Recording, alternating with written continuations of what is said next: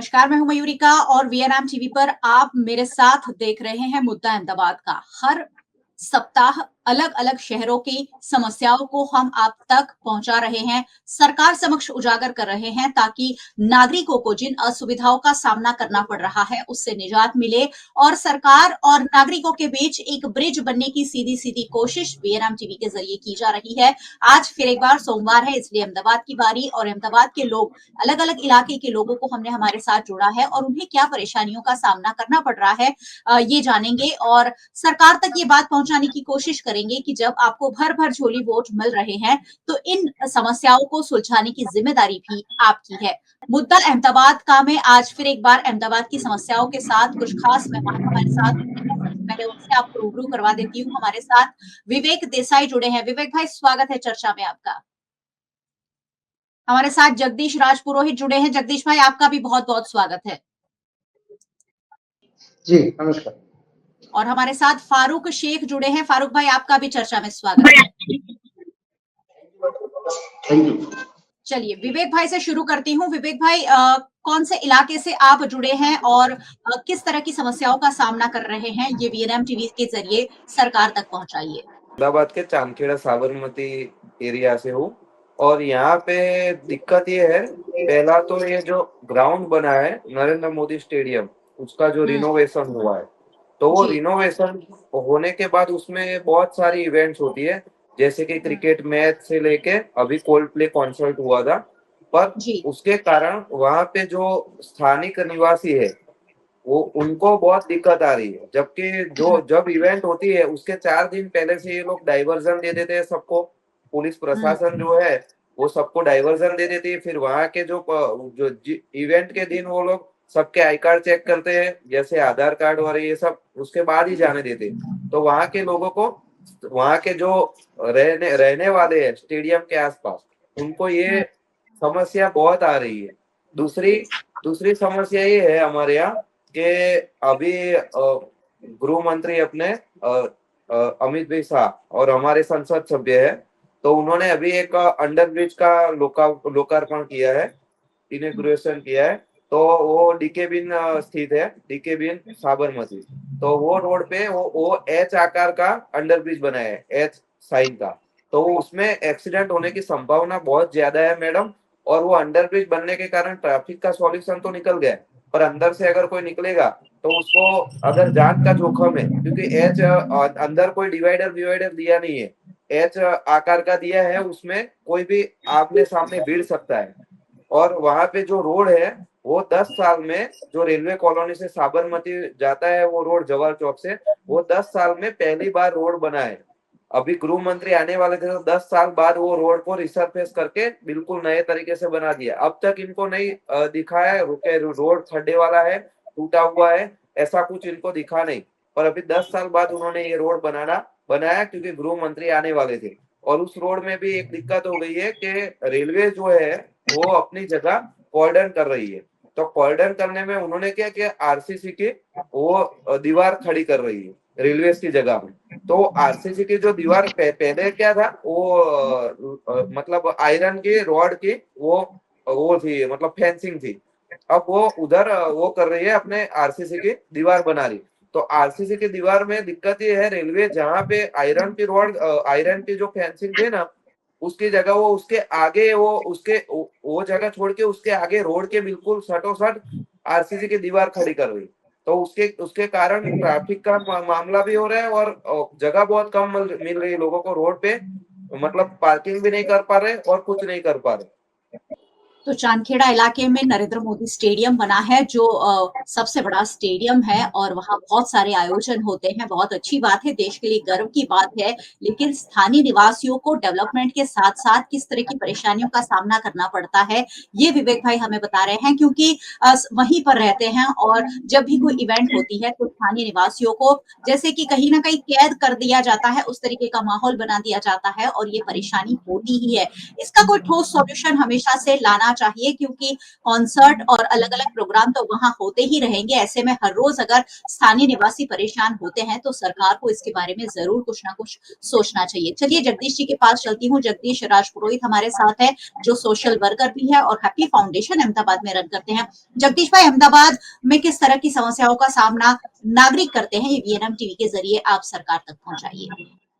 सबसे पहले तो वीएनएम टीवी का मैं धन्यवाद करता हूं कि आपने ये बहुत अच्छा मुद्दा जो अहमदाबाद के नागरिकों की समस्या के लिए उठाया है। आपका खूब खूब अभिनंदन है।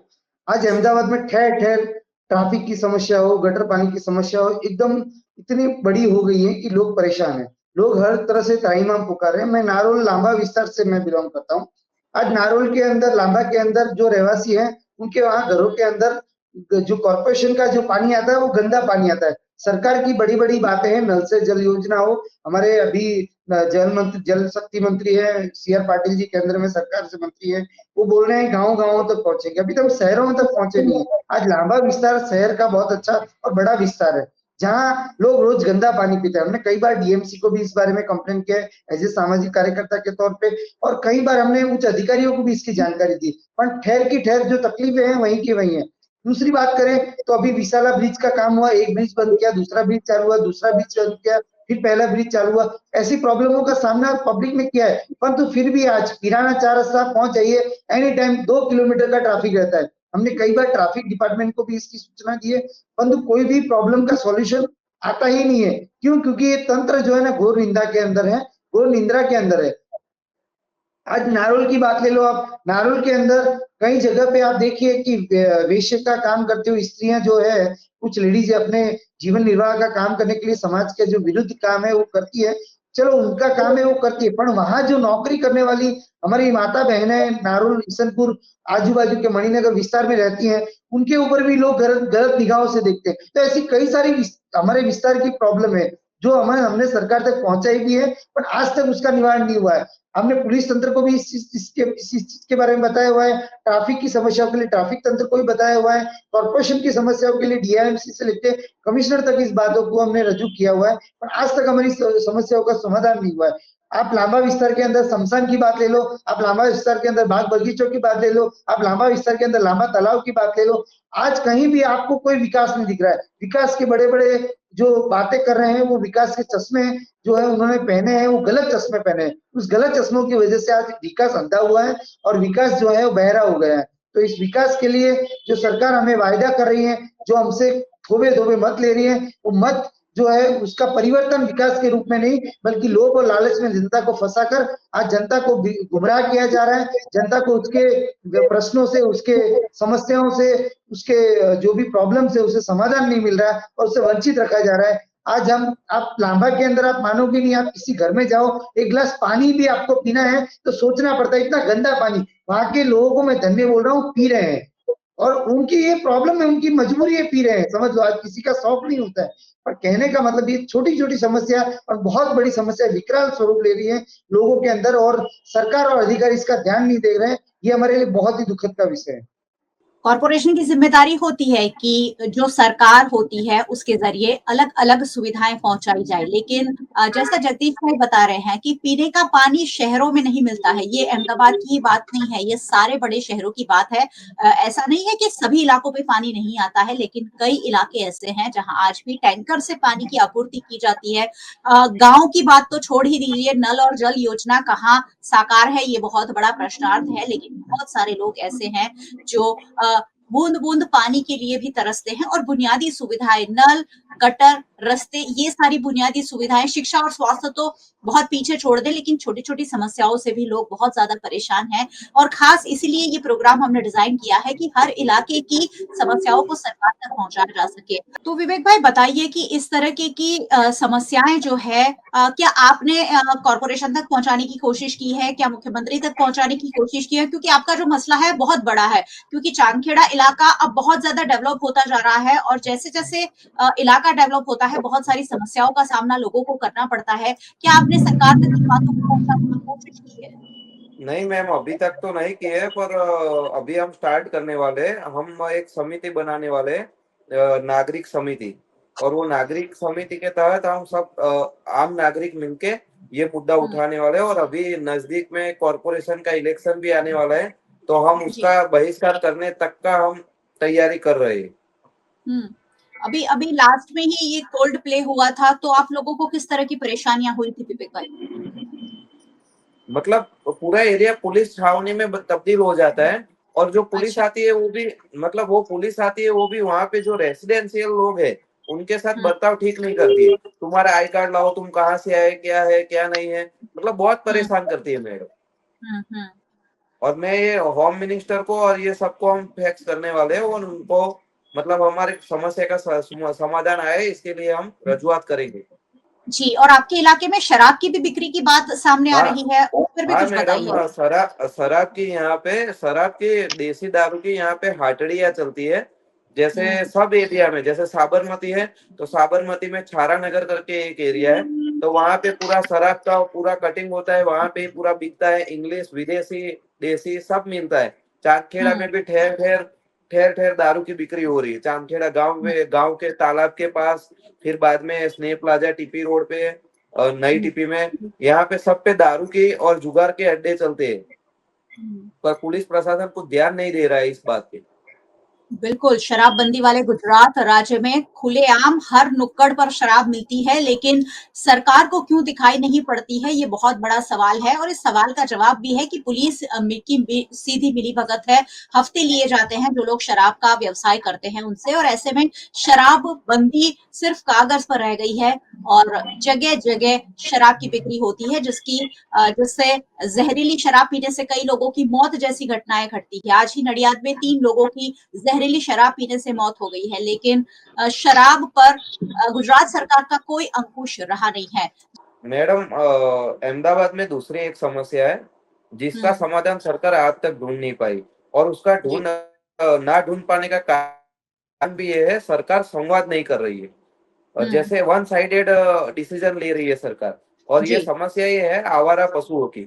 हम्म। आवारा पशुओं की जो समस्या है उससे अपने सिटीजन्स भी, अहमदाबाद के सिटीजन्स भी परेशान है, हम्म। एक्सीडेंट भी होते हैं। हम्म। पर हम उसके उसके लिए हमें चिंतन करना चाहिए एज अ गवर्नेंस। उनको हम्म। संवाद करना चाहिए। जैसे ये जो मालधारी कौम है, जो हम्म। गाय और भैंस सब रखते हैं, तो एक जी। रबारी समाज है, भरवाड़ समाज है।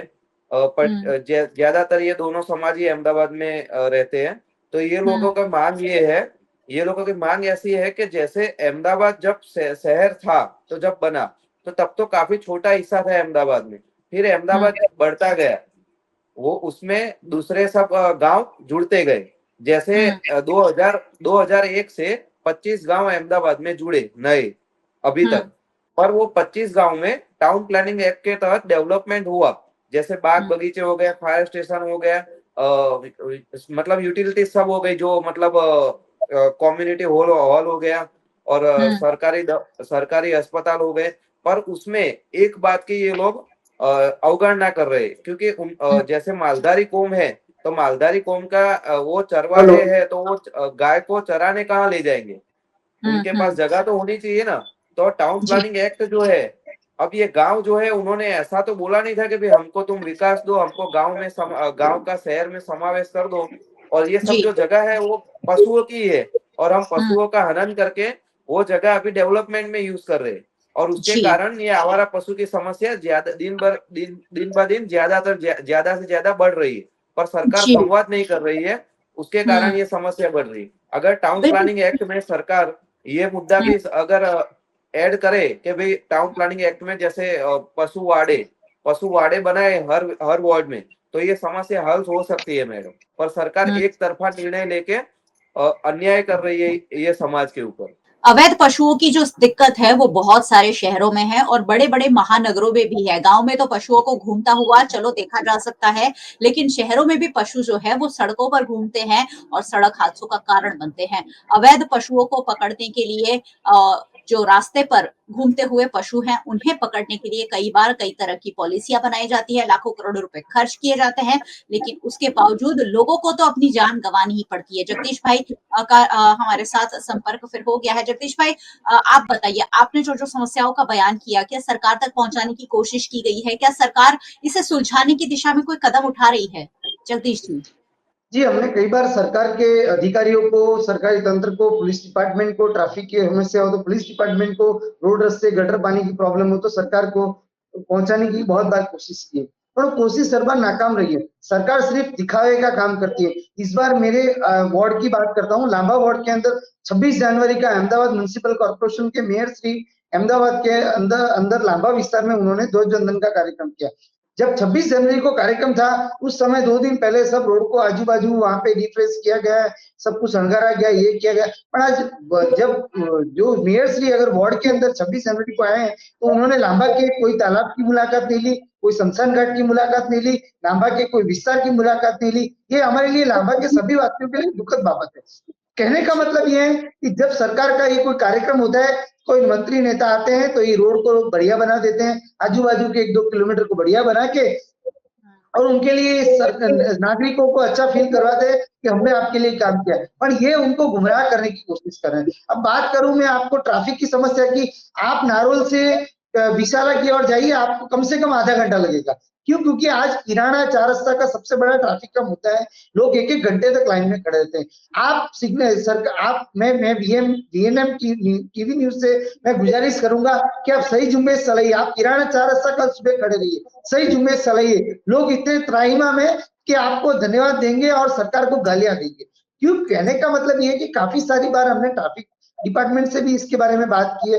हमने जो मेन मुख्य अधिकारी को भी इस बात को पहुंचाने का प्रयास किया हुआ है, और उसका समाधान कभी नहीं हुआ है। तो कहने का मतलब ये है कि सरकार जो है हर तरह से नाकामयाब है।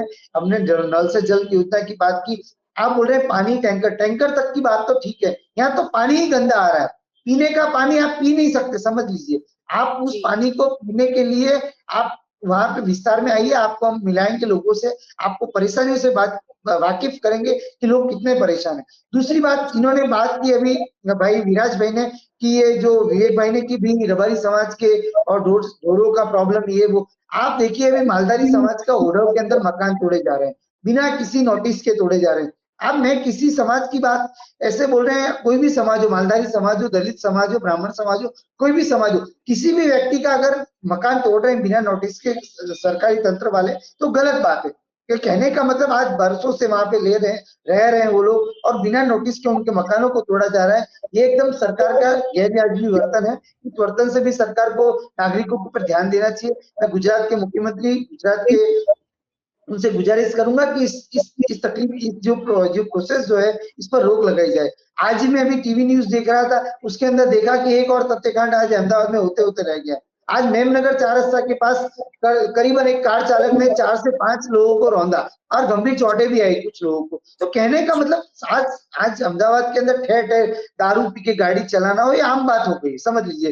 गांधी के गुजरात में शराबबंदी ये मजाक बन गया है। तो हम मैं सरकार से गुजारिश करूंगा इस पर कड़े नियम लागू करें और आज ट्रैफिक समस्या का जो तकलीफ है, प्रॉब्लम है, उस प्रॉब्लम को सॉल्व कर गुजरात के अहमदाबाद के नागरिकों को उससे जो सहूलियत दिलाएं। जी बिल्कुल।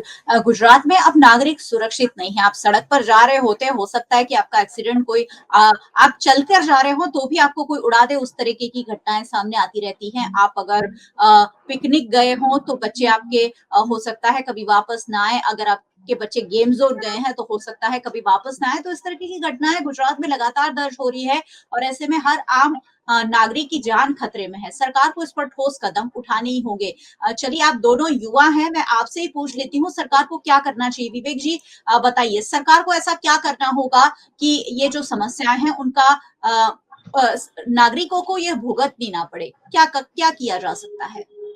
मैडम अभी क्या है अहमदाबाद में एक मतलब दिक्कत ये है कि जो प्रशासन है ना, प्रशासनिक अधिकारी जो है जैसे म्यूनिसिपालिटी में है या तो पुलिस में है, वो सत्ता पक्ष के जो लोग है मतलब रिप्रेजेंट करते हैं हमारे जो एमएलएज है, एमपीज है और कॉर्पोरेटर्स है, उनकी कोई पकड़ ही नहीं है उनके ऊपर। जबकि सबसे ज्यादा जिम्मेदारी तो इनकी बनती है कि वो अधिकारियों को आदेश दे और सही से काम करवाए। आगे जैसे पुलिस हो गया तो पुलिस के ऊपर अभी किसी की पकड़ ही नहीं है। पुलिस सीधा सबको जैसे ट्रीट करना है वैसे करती है, मतलब वो कोई किसी नागरिक की समस्या सही तरीके से सुनती नहीं है और बहुत रूडली बिहेव करती है आम नागरिकों के साथ। तो ये ऐसा नहीं होना चाहिए मैडम। इसमें सबसे पहला क्या सत्ताधारी दल जो है, सत्ताधारी जो नेता है उनको इस पे कमांड रखना चाहिए। वो कमांड जब तक नरेंद्र मोदी साहब यहाँ पे सीएम थे तब तक तो ठीक चला, पर उनके जाने के बाद ये बहुत मतलब ये बहुत बढ़ गया है कि कोई कमांड ही नहीं है इनके ऊपर, कोई उनके ऊपर कोई लगाम ही नहीं है जो अधिकारी उनके ऊपर, और वो भ्रष्टाचार करते ही जा रहे। अगर दारू के हटड़ियां चला रहे उनसे हफ्ता वसूली कर रहे हैं पुलिस, मतलब इलीगल काम पुलिस ही साथ मिलके करवा रही है। और जो कॉर्पोरेशन के आला अफसर है वो भी ऐसा ही कर रहे हैं, वो भी ऐसे हफ्ताखोरी और कॉन्ट्रैक्ट में मतलब घूसखोरी करके सारे काम ऐसे मतलब ऐसे ही होते हैं, मतलब कुछ काम में सही नहीं हो रहा। जी तो उसमें बिल्कुल। उनको जी मतलब जो सत्ता दल के नेता लोग हैं उनको उनके ऊपर लगाम कसने की जरूरत है। बिल्कुल। वीएनएम टीवी पर जो भी डिबेट होती है उसमें एक ना एक बार ये उल्लेख जरूर आता है कि सरकारी अधिकारी जो है वो मनमानी करते हैं, कॉन्ट्रैक्टर के साथ मिलकर भ्रष्टाचार करते हैं और उसका सीधा सीधा खामियाजा जो है वो जनता को उठाना पड़ता है। जगदीश जी, आपसे एक आखिरी सवाल करूंगी, जनता को क्या करना होगा? क्या जनता को सड़कों पर आना होगा? क्या वोट के जरिए जवाब देना होगा? क्या करेंगी जनता, क्या करेंगे नागरिक कि उन्हें ये सारी बुनियादी सुविधाएं मिल सके और उनकी परेशानियों का अंत हो? क्या किया जा सकता है? देखो मैडम, आज दूषित पानी का साबरमती के अंदर, नारोल के अंदर, विस्तार के अंदर फैक्ट्री से दूषित पानी साबरमती नदी के अंदर जा रहा है। सरकारी अधिकारी को पता है, पुलिस तंत्र को पता है, पॉल्यूशन बोर्ड को पता है, ट्रैफिक डिपार्टमेंट को पता है, नहीं हर एक डिपार्टमेंट को पता है, फिर भी समस्याओं का समाधान नहीं हो रहा है। अब जनता को इसका जवाब वोट से देना होगा। आगामी कॉर्पोरेशन का चुनाव अहमदाबाद में आ रहा है, इसका जवाब वोट से, ईंट का जवाब पत्थर से जनता देगी, मुझे विश्वास है। आज बेटी बचाओ बेटी पढ़ाओ का जो अभियान नारा है वो सिर्फ कागजों पर रह गया है।